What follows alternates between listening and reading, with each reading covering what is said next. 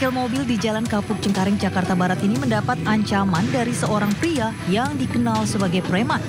Pelaku yang emosi datang dengan bawa samurai sambil memaksa meminta uang sebesar Rp100.000. Aksi yang direkam warga sekitar ini kemudian diunggah ke media sosial dan viral.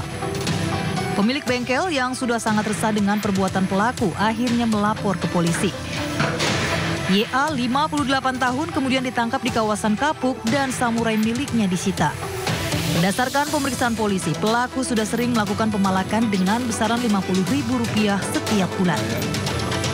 Berawal dari pelaku berinisial YS mendatangi pemilik bengkel, kemudian meminta uang sebesar Rp50.000, namun tidak diberikan oleh pemilik bengkel. Selanjutnya pelaku meninggalkan bengkel dan kembali lagi ke bengkel dengan membawa senjata samurai dan minta uang Rp100.000. Atas perbuatannya, pelaku terancam hukuman 10 tahun penjara.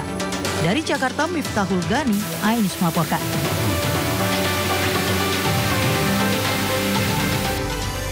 Selamat siang pemirsa, Sindo Siang kembali hadir untuk menemani aktivitas Anda.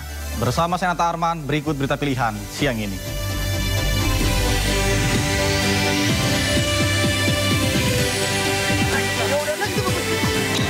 Sejumlah juru parkir liar kabur dan sembunyi saat polisi gelar razia kawasan Cempaka Putih, Jakarta Pusat.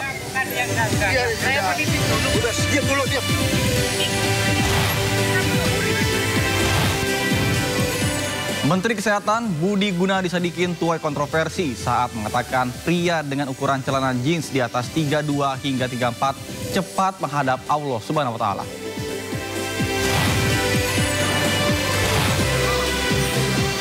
Puluh jemaah calon haji embarkasi Surabaya mengalami penundaan keberangkatan ibadah haji.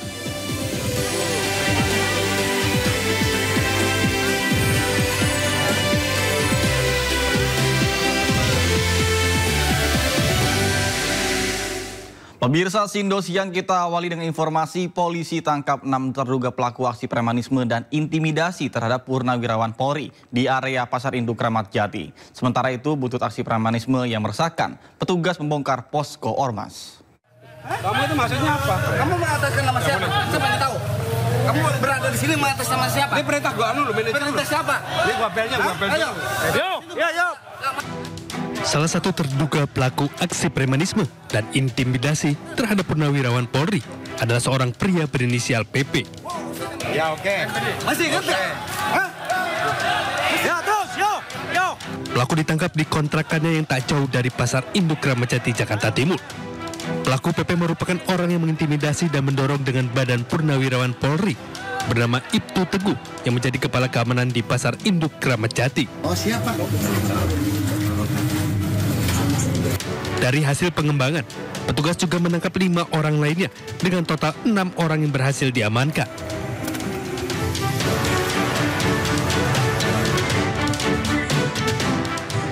Sementara itu, posko ormas yang berasal dari BPKB Banten yang berada di area Pasar Induk Kramat Jati dibongkar petugas.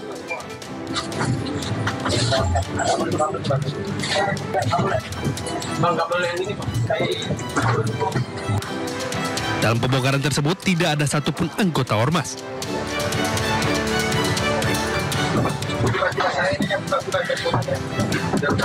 Pembongkaran ini dilakukan menyusulnya adanya kasus dugaan premanisme dan intimidasi yang dilakukan anggota ormas yang berada di area Pasar Induk Kramat Jati. Dari Jakarta, Rio Manik, Ainus melaporkan. Kapolri Jenderal Listio Sigit Prabowo menegaskan akan menindak tegas premanisme berkedok ormas. Pemberantasan premanisme itu akan dimaksimalkan dalam operasi pekat yang akan dilakukan serentak di seluruh Indonesia. Bagaimana kita terus mendorong agar anggota semakin banyak hadir di tengah-tengah masyarakat, di tengah isu-isu yang kemudian memerlukan kehadiran Polri, antara lain seperti pemberantasan preman di wilayah-wilayah tertentu, wilayah industri, kemudian kasus-kasus lain yang mengganggu debt collector dan sebagainya. Polisi merazia preman berkedok juru parkir liar di kawasan Cempaka Putih, Jakarta Pusat pada Kamis pagi. 4 dari 7 orang yang ditangkap ditetapkan sebagai tersangka karena mengenakan atribut dinas perhubungan.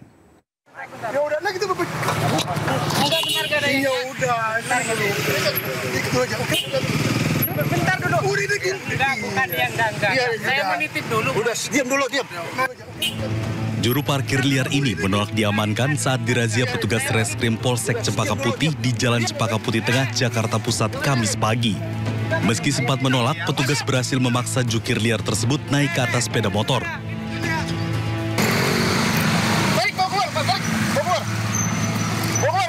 Sejumlah jukir lainnya yang mengetahui adanya razia langsung kabur hingga ada yang bersembunyi di dalam pusat kuliner. Selain mengamankan jukir liar tidak berseragam, petugas juga mengamankan 4 jukir liar yang mengenakan atribut Dinas Perhubungan.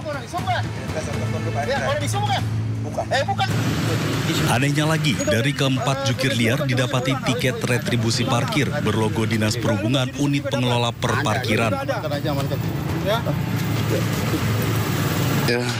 Telah mengamankan 7 orang juru parkir di wilayah Cempaka Putih, dan saat ini dilakukan pemeriksaan bahwa orang tersebut ada 7 orang, 4 orang dijadikan atau menunsur sebagai tersangka, 3 orang untuk pembinaan. Pasal apa yang tersangka 4 orang itu? Untuk pasal yang disangkakan adalah 378 KUHP, karena modusnya adalah bahwa orang tersebut menggunakan atribut dan menggunakan kartis parkir. Razia Berantas Jaya 2025 sengaja digelar mengingat banyaknya preman berkedok juru parkir liar yang kerap meminta uang parkir secara paksa dengan jumlah yang tidak wajar.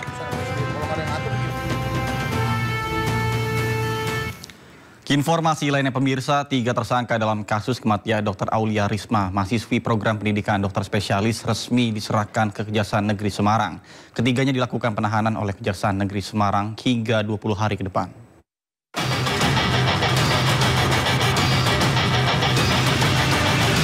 Polisi akhirnya telah selesai melakukan pemeriksaan dalam kasus tewasnya Dr. Aulia Risma, mahasiswi PPDS Anestesi Fakultas Kedokteran Universitas Diponegoro. Polisi menetapkan 3 tersangka dalam kasus ini, yakni Kepala Program Studi Anestesiologi Fakultas Kedokteran Undip, Dr. Taufik Eko Nugroho, Kepala Staf Medis Prodi Anestesiologi FK Undip Sri Mariani, dan Dr. Residen Zara Yupita Azra yang merupakan senior Dr. Aulia. Ketiga tersangka beserta barang bukti diserahkan ke Kejaksaan Negeri Semarang untuk dilanjutkan ke persidangan dan akan dilakukan penahanan selama 20 hari. Jaksa Penuntut Umum pada Kejaksaan Negeri Kota Semarang telah menerima penyerahan tersangka dan barang bukti dari Polda Jawa Tengah. Untuk para terdakwa, kita lakukan penahanan tahap penuntutan jenis penahanan rutan selama 20 hari ke depan terhitung hari ini. Untuk 2 tersangka akan ditahan di Lapas Perempuan Kelas 2A Semarang dan satunya ditahan di Rutan Semarang. Menteri Kesehatan Budi Gunadi Sadikin mengatakan pengawasan program pendidikan dokter spesialis akan dilakukan oleh Direktur Utama Pendidikan untuk memastikan fungsi pendidikan berjalan dengan semestinya. Harus diawasi oleh para Direktur Utama Pendidikan bahwa mereka benar-benar bekerja sebagai dokter yang belajar kompetensi yang lebih tinggi. Bukan digunakan untuk melakukan pekerjaan-pekerjaan lain yang tidak esensial. Atas perbuatannya, para tersangka dijerat dengan pasal 368 KUHP tentang pemerasan atau pasal 378 KUHP tentang penipuan atau pasal 335 KUHP tentang pemaksaan dan terancam hukuman pidana 9 tahun penjara. Dari Semarang, Jawa Tengah, Wisnuwardana, iNews melaporkan. Pemirsa, perundungan dokter residen bedah saraf di RSHS Bandung mengungkap babak baru. Ruang bedah saraf rumah sakit ternyata digunakan untuk tempat mabuk-mabukan. Bahkan jika membuat kesalahan, dokter residen junior akan disekap. Dokumen Kemenkes mengungkap perundungan terhadap dokter residen bedah saraf RSHS Bandung. Ironis, horor perundungan dilakukan dosen pembimbing, membuat salah satu peserta didik memilih mundur. Dokter junior dipaksa menginap 6 bulan di hotel, menyediakan 2 mobil untuk senior, biaya makan hingga biaya lain di luar pendidikan sebesar 65 juta rupiah. Bahkan seluruh dokter residen junior perempuan mendapat panggilan tak senonoh dan wajib menyetor uang kas 50 juta rupiah serta uang hiburan 10 juta rupiah. Yang mengerikan, ruang operasi yang seharusnya steril justru dibuat mabuk-mabukan. Jika ada yang berbuat salah, disekap selama 15 hari. Kemenkes meminta direktur rumah sakit melakukan pengawasan ketat. Harus diawasi oleh para direktur utama pendidikan bahwa mereka benar-benar bekerja sebagai dokter yang belajar kompetensi yang lebih tinggi. Bukan digunakan untuk melakukan pekerjaan-pekerjaan lain yang tidak esensial. Kemenkes telah menerima 2.668 aduan bullying di lingkungan pendidikan kedokteran. Dari Bandung, Jawa Barat, Billy Maulana Fingran, iNews melaporkan. Informasi lainnya pemirsa, tawuran yang kerap terjadi di Manggarai membuat warga resah. Gubernur Jakarta Pramono Anung akan membuat program bernama Manggarai Bersalawat untuk atasi permasalahan tawuran di Manggarai. Kita ajak duduk bareng, karena mayoritas di Manggarai ini kan mohon maaf agamanya Islam. Sholatnya rajin, tapi tawurannya juga sering kan gitu. Sehingga dengan demikian ini untuk didamaikan bersama-sama. Tapi bakal melibatkan majelis taklim nggak Pak? Kayak Nurul Mustafa? Yang jelas semuanya dilibatkan stakeholder yang ada. Dan saya akan segera minta wali kota untuk mempersiapkan itu.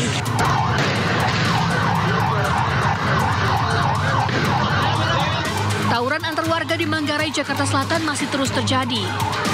Berbagai upaya untuk mendamaikan pihak-pihak yang bertikai telah dilakukan, namun belum ampuh redakan ketegangan. Gubernur Jakarta Pramono Anung menyiapkan solusi untuk atasi permasalahan tawuran di Manggarai, yakni program bernama Manggarai Bersolawat. Program Manggarai Bersolawat akan melibatkan beragam elemen masyarakat, termasuk tokoh agama, majelis taklim, dan stakeholder lainnya. Pramono mengatakan pendekatan kultural dan keagamaan dinilai ampuh mencegah tawuran. Sementara masalah pengangguran menjadi salah satu faktor seringnya tawuran di Manggarai. Dari Jakarta, Tim Liputan iNews melaporkan. Pemirsa, Manggarai merupakan kawasan padat di Jakarta Selatan. Sejak lama rentetan tawuran antar warga tak kunjung padam. Kapolres Jakarta Selatan Kombes Ade Rahmat Idnal menyebut tawuran yang terjadi di Manggarai sejak tahun 1970. Tanggapannya seperti apa? Ya saya sih setuju biar damai, biar jangan ribut mulu ya. Kalau ada yang bacok apa-apa kasihan kan, kita namanya kita punya anak atau cucu ya kan. Oh setuju banget, saya dukung banget itu. Kayaknya bagus itu. Harapannya sendiri apa Pak dari program nanti yang mau direncanain itu? Ya kalau harapan nih saya pengen seperti semula lagi lah. Damai gitu kan, jadi kita juga usaha juga tenang gitu kan. Pernah acara apa ya, pokoknya perdamaian manggil kiai, damai kita duduk bersama, kita acara damai gitu. Tapi nggak lama begitu ada lagi tawuran, nggak istilahnya nggak bisa tuntas begitu, ada aja pemicunya. Pemirsa, Manggarai merupakan kawasan padat Jakarta Selatan. Sejak lama rentetan tawuran antar warga pun tak kunjung padam. Kapolres Jakarta Selatan Kombes Ade Rahmat Idnal menyebut tawuran yang terjadi di Manggarai sejak tahun 1970.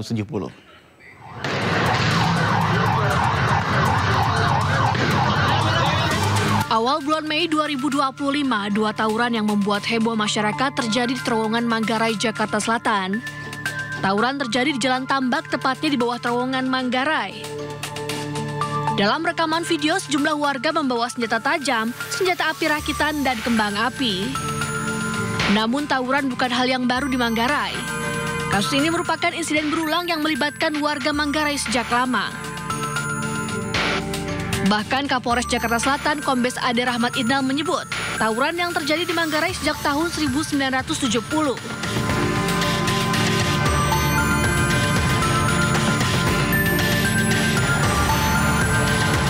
Perselisihan di Manggarai bukan sekadar konflik biasa. Akar permasalahannya mulai dari persoalan ekonomi, kurangnya lapangan pekerjaan, minimnya ruang aktivitas anak muda, hingga antar wilayah yang diwariskan turun-temurun.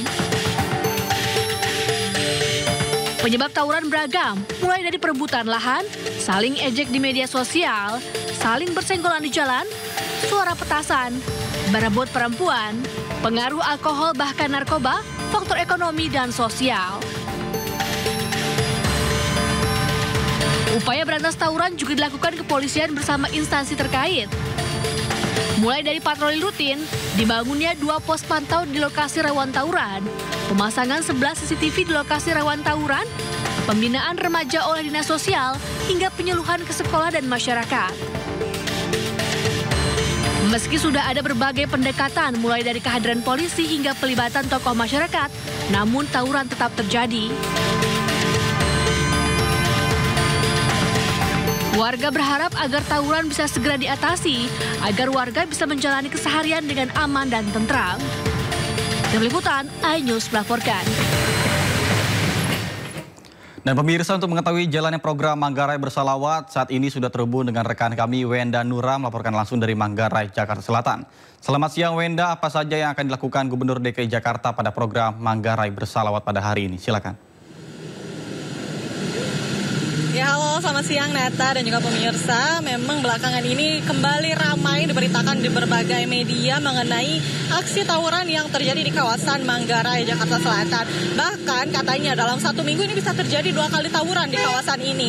Dan bisa dilihat Neta dan juga pemirsa di layar televisi Anda, saat ini kami melaporkan langsung di titik yang sering menjadi terjadi tawuran di kawasan Manggarai ini, tepatnya di Jalan Tambak atau di bawah terowongan Manggarai yang mengarah ke Jalan Tambak.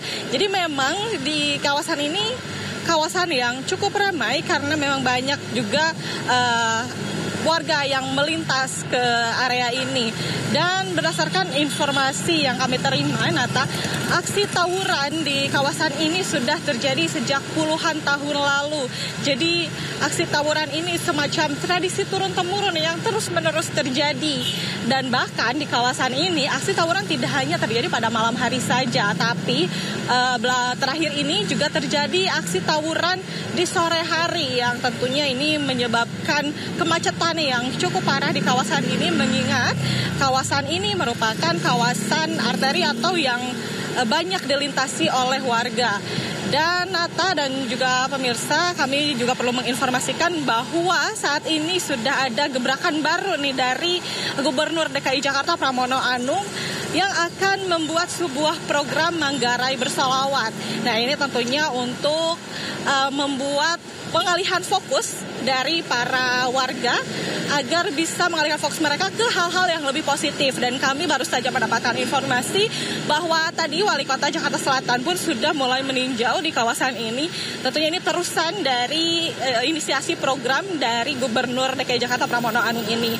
Dan tentunya sebelumnya pun sejumlah upaya sudah pernah dilakukan oleh pemerintah setempat seperti pemasangan CCTV pengaman, ada juga petugas yang berjaga, namun nampaknya upaya-upaya tersebut tidak membuat mereka jera dan mereka tetap saja melakukan aksi tawuran di kawasan ini.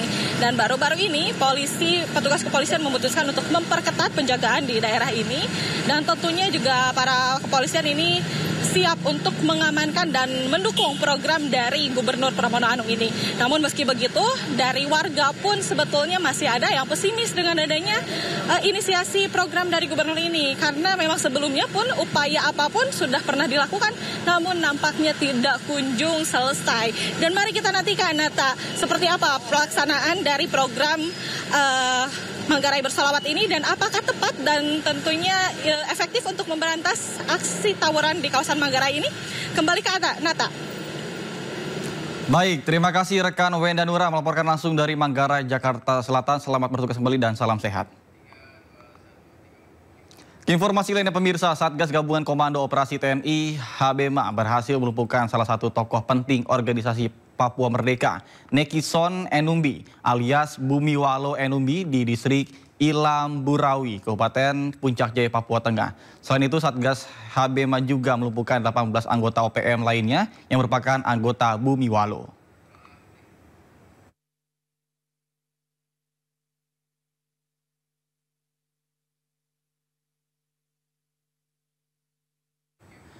Nekison Enumbi alias Bumiwalo Enumbi tercatat dalam daftar pencarian orang dengan keterlibatan dalam sejumlah insiden mematikan, termasuk penembakan terhadap aparat dan warga sipil.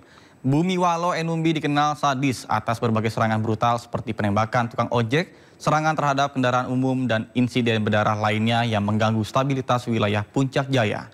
Dalam baku tembak yang terjadi, Bumiwalo tewas di tempat. Dari lokasi kejadian, petugas mengamankan sejumlah barang bukti antara lain senjata api otomatis, munisi, senjata tajam, alat komunikasi, hingga anak panah. Berdasarkan laporan resmi di lapangan, sebanyak 18 anggota OPM tewas dalam kontak senjata. Peristiwa itu terjadi di distrik Sugapa, Intan Jaya pada Rabu 14 Mei 2025 sekitar pukul 04.00 waktu Indonesia Timur. Saat itu aparat TNI hendak memberikan pelayanan kesehatan dan edukasi ke warga di Kampung Titigi, Dugu Siga, Jendapa, Sugapa Lama, dan Zanamba.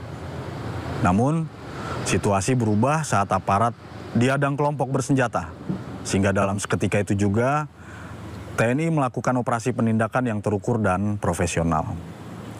Dalam operasi tersebut, aparat TNI juga menyita sejumlah barang bukti, diantaranya satu pucuk senjata organik AK-47, satu pucuk senjata rakitan, puluhan butir amunisi berbagai kaliber, kemudian busur dan anak panah serta bendera bintang kejora. Pensiunan dosen Fakultas Kehutanan UGM, Kas Mujo, tegaskan dirinya bukan dosen pembimbing skripsi Jokowi. Informasinya sesaat lagi, tetap bersama kami di Sindu Siang.